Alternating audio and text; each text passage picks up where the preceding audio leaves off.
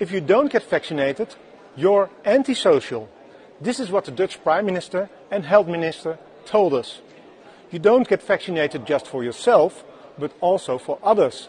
You do it for all of society. That's what I said. Today, this turned out to be complete nonsense.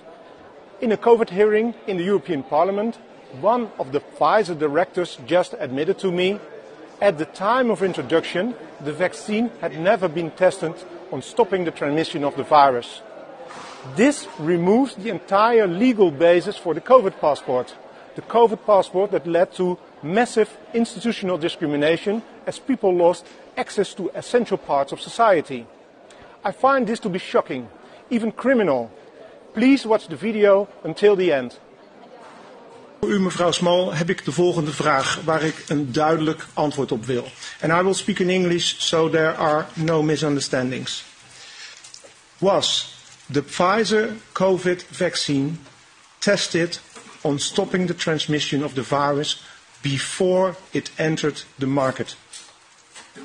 If not, please say it clearly. If yes, are you willing to share the data with this committee? And I really want a straight answer, yes or no, and I'm looking forward to it. Thank you very much.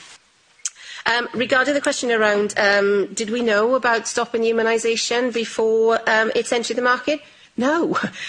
We had to really move at the speed of science to really understand what is taking place in the market. This is scandalous.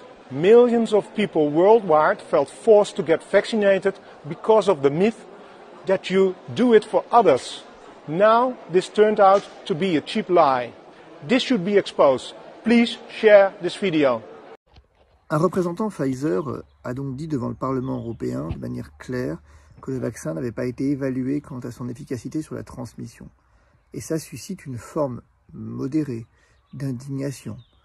Modérée. Ça devrait susciter enfin un scandale international. Nous devrions immédiatement avoir les gendarmes à la porte des ministères en train de perquisitionner et qui plus est en train d'arrêter les ministres. Nous devrions avoir les gendarmes à la porte des cabinets des médecins de plateau télé que je poursuis par ailleurs et venir véritablement les arrêter.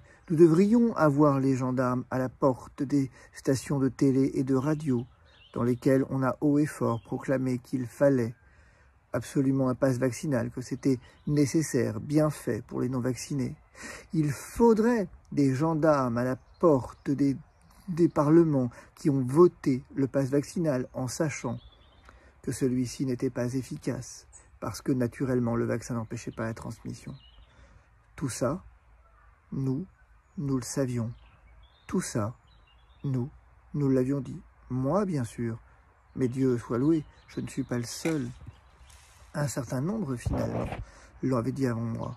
Je pense ici à Alexandra Oriencourt, je pense évidemment à Didier Raoult, je pense à Christian Perron, je pense à Louis Fouché, je pense à tant et tant de monde qui l'ont dit et qui, pour ça, ont été poursuivis.